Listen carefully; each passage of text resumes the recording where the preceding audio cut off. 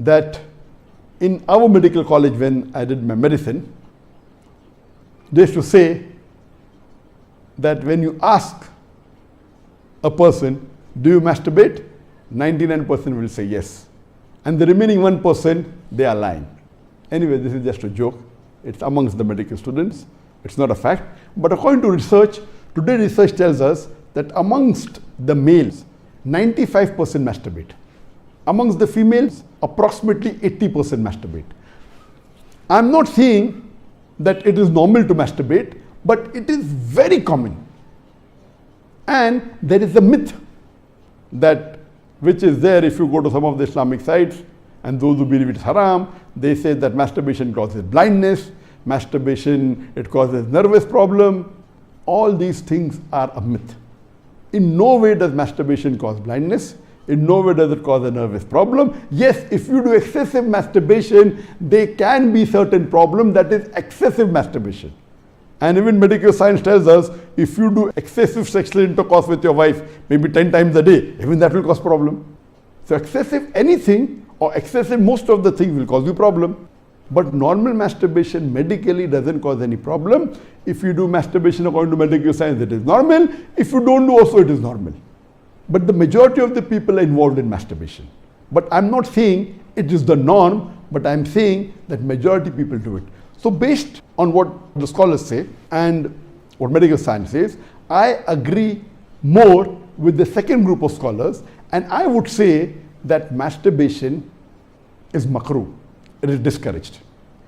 To make anything haram, you require a strong evidence from the Quran or from Sahih Hadith. And there is no evidence whatsoever. The verse of the Quran, I do agree with the second group of scholars. For example, Ahmad ibn Hanbal, may Allah be pleased with him, and the other group of scholars, Ibn Abbas, may Allah be pleased with him. I believe with Ibn Abbas' call that it is not haram.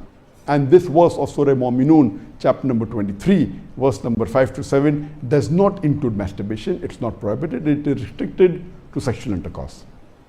And I put it because there's no evidence, it will either come in the mubah. I put in the makruh because I agree with the call of Ibn Hazm that it is not the act of nobility. But because majority of human beings are involved in it and there is no evidence from the Quran and the Sunnah to prohibit it, I put in the makruh category. Everything the majority do is not correct. For example, today, according to research, 95% of the women in the Western countries, before they pass the university, they are involved in zina. That does not make zina halal, not at all. The Quran is very clear cut in Surah Isra chapter 17 verse number 32 that zina is prohibited, it is haram. Majority do doesn't give it a sanction to make it halal, but if there is no text in the Quran or Sahih Hadith prohibiting it, it becomes mubah. I put it into the makruh category for various reasons. What are the reasons? It's not the act of the noble people. Number two, that excessive masturbation is haram. It can cause problems, it can cause health problems, it can cause psychological problems, and most of the time masturbation is associated with haram activities. Most of the time masturbation is associated with pornography, whether you're watching a blue film or a pornographic film or you're watching obscene photographs, images. Here itself, if it associated with haram activity, that again becomes haram. So if you associate masturbation with pornography or with obscene photographs, it is haram and that is prohibited and it leads to that high chances. That's the reason I would say that best is to avoid. But if you cannot marry for various reasons that we have, so the best would be you fast, as was recommended by beloved Prophet in Sahih Bukhari, volume number 7, hadith number 5066, that, O young people, whoever has the means to get married, they should get married. For it will help you to lower your gaze and guard your modesty.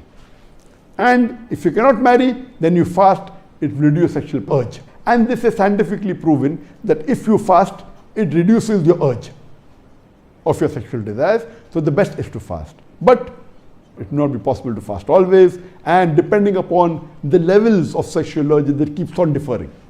So based on this, the mustahab is to fast.